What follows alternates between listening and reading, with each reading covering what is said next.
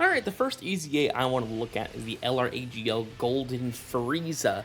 They have made this unit so much better on his EZA, and they finally did not give a unit with high damage reduction we'll call it the Super Saiyan 3 Vegeta treatment, which is, oh, you already have high levels of damage reduction, let's give you like 50% defense and you'll be fine. And look, I get it, right? Like, it's the biggest issue for this unit, or any unit really, is the fact that you don't want to give a unit with high damage reduction too many options of high damage reduction, or high defense as well. Now, the difference is how they've changed this unit, and I think it was a very genius way. They first changed it to that not only does he have 90% damage reduction turn 1, he has guard as well turn 1. Then he loses 10% damage reduction, not with every turn passed, for every 2 turns passed, which doubles the length of his damage reduction, which he initially had. Then, of course, not only did they do that, they made it to where as he was losing damage reduction, he was gaining stats. If you are at turn 5, you got this. Turn 7, you got this. So, as he's constantly losing damage reduction, he's actually gaining defense, and it allows his unit to actually end up being a very solid option. Again, it does suck he doesn't have guard permanently. I think permanent guard would have made this unit just a little better. I won't say this unit is like top 10 in like all content, but this guy is nasty in short content. He always will be. And that's the reason why he's on this list of never aging EZAs, because not only now is he good in short content, clearly turn 1 he has 90% damage reduction and guard, but moving forward, he until about turn 5, he's fodder. Like after but it takes him that long, right? Because he still has 70% damage reduction until he gets to turn 7. So he's not going to take that much damage. Beforehand, you would already be at 70% damage reduction by turn 3. It's a different story for this unit now, and it allows him to be so much better than he was before. And again, he's constantly building stats as he's losing stuff too. It's just gonna make him such a great option for using him on super bosses. Just movie bosses, right? Let's see here. I don't see his on here. What? Oh, there. Movie bosses. Yeah, for movie bosses. And the great thing is you can pair this guy with the PHY Broly Trio, and you get 100% damage reduction turn 1. Yeah, so 100% dodge, 100% damage reduction with guard. Yeah, I mean, not like the guard's gonna matter that much at that point, but yeah, that duo is very nasty. Alright, the next unit we're talking about is TEQ Caulifla. I, of course, had to put her on this list due to her 100% dodge against Pure Saiyans or Universe Battle Saga enemies. And that's a good reason to bring her up, because right now we're going to have her rolling into the new Pure Saiyans Red Zone, which just shows us they can literally make a red zone of anything they want to. Like, the Heavenly Events Red Zone will be something else to see in the future. We'll just throw it out there, but it's just pretty funny that, alright, forget it, we're just picking up Pure Saiyans 1. Whatever, it's cool, I guess. But, yeah, I mean, this unit's very interesting, of course, because she has 100% dodge against those two. But she also can have 100% dodge if you build a full Universe Sex and Peppy Gal's team all together. So basically a full team of Kale and Cauliflas. You'll be able to get 100% dodge with this unit. Granted, a full Kale and Caulifla team right now is not the strongest thing in the world, but yeah, I mean, this Caulifla is actually, that's not true, because of the new World Tournament EZAs, it is a pretty, it's a possibility. It's a possibility. But yeah, I mean, this unit is very strong, but the fight is not dodge canceling. Again, I would imagine most likely that Broly inside of the new Pure Saiyans Red Zone is going to have some kind of dodge canceling. But in those other fights, those other Red Zone fights that they were showing, there is a high chance that you're going to be able to get a ton of use out of this unit.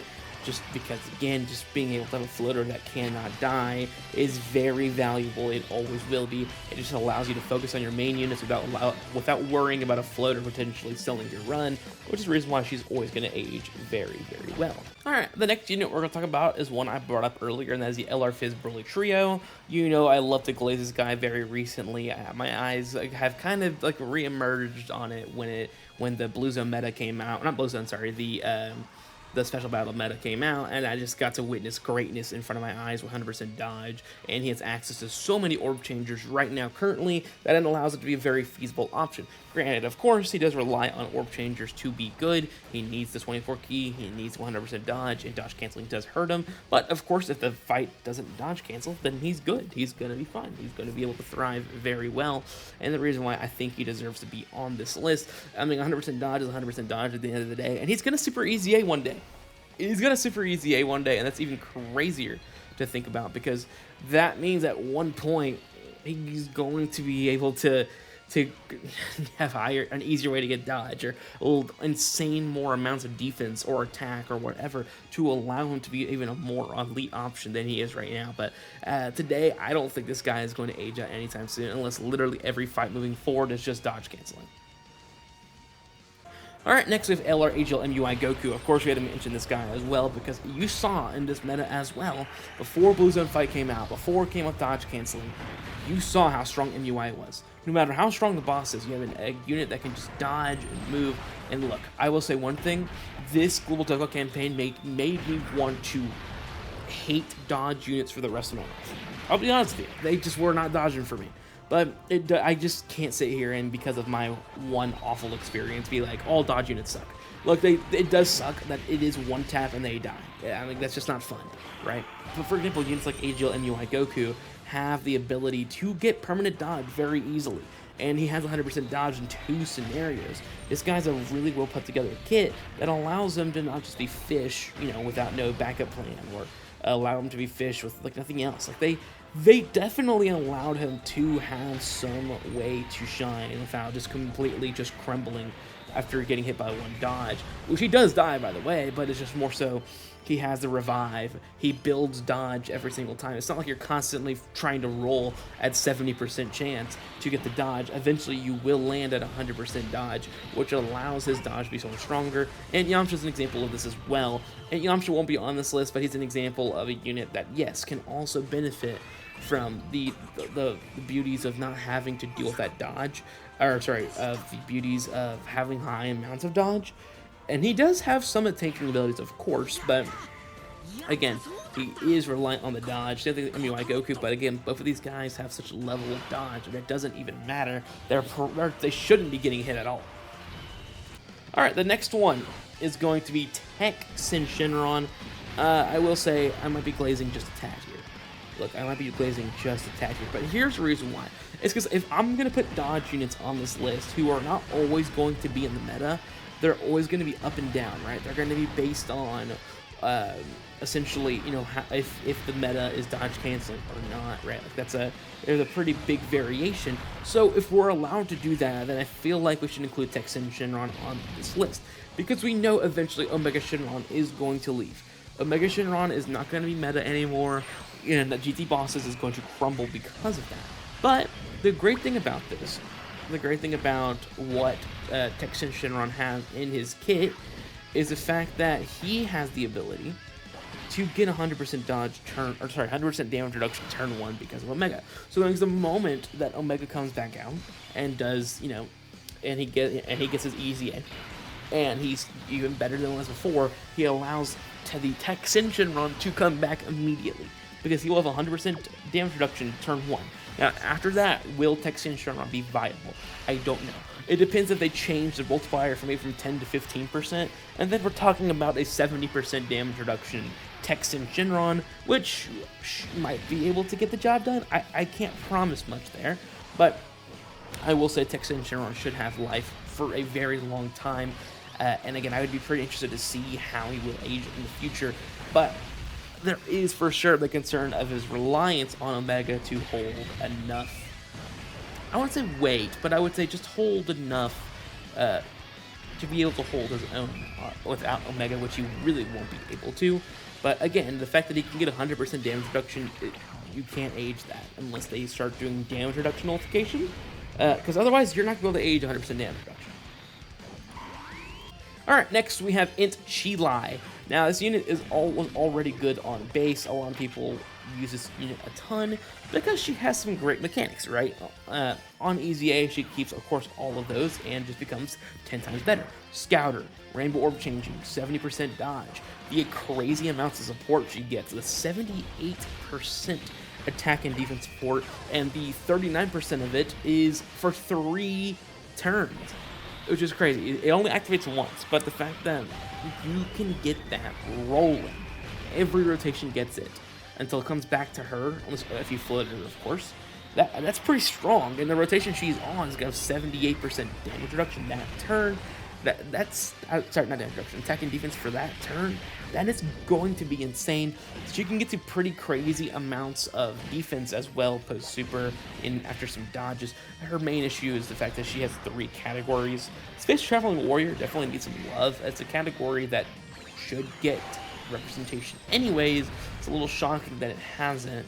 But INT Cheelai finds herself in a position where she's not going to have a place even on Broly's team, because, for example, I'm going to imagine DBS Broly is the Part 2 LR. Like, I'll just say it, right? She doesn't fit any of those unless it's a Cheelai and Broly card, maybe? Tag?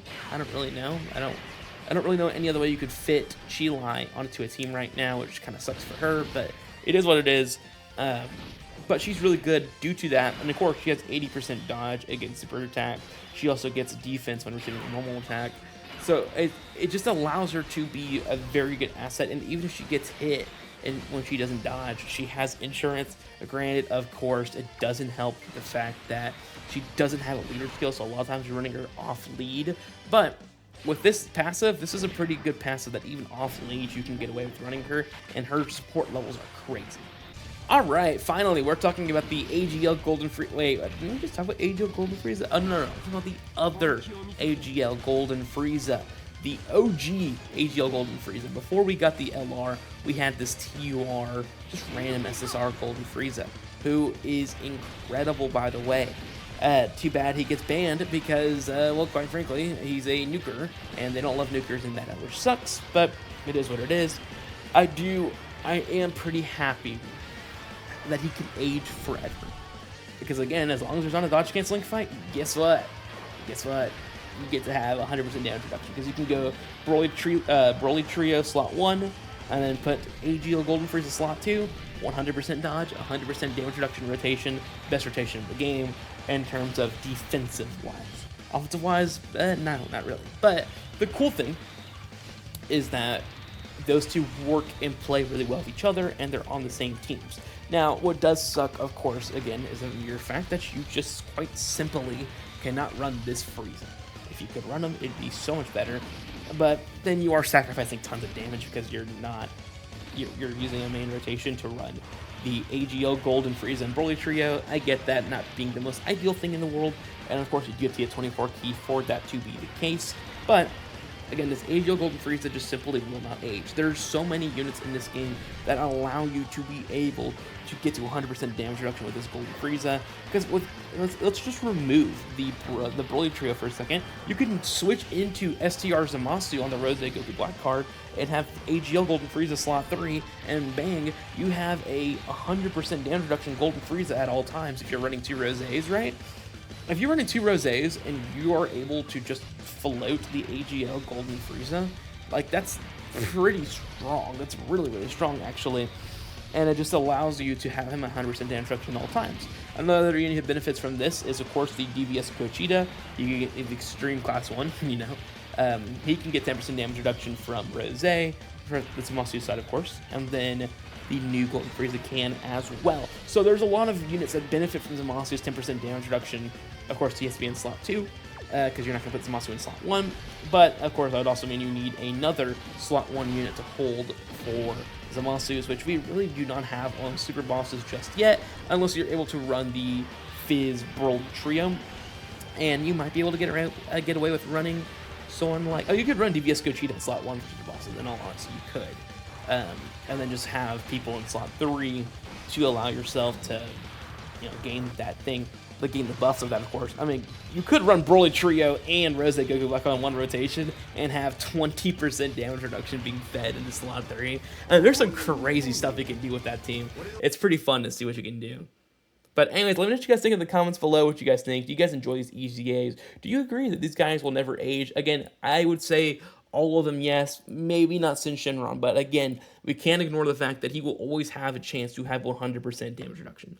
As long as Omega keeps revolving that door, and on EZA and Super EZA, this guy is going to get his EZAs like crazy. TEQ Syn Shenron's eventually also going to be able to consistently stay alive due to those constant buffs to Fizz Omega. Of course, his 100% damage reduction turn 1 just allows him to be immortal. So let me know what you guys think in the comments below. If you guys enjoyed the video, click the first link in the description to all my voice content, and the second one's going to be to all of my Dokkan Battle content videos in general, and I'll see you guys in the next one. Bye-bye.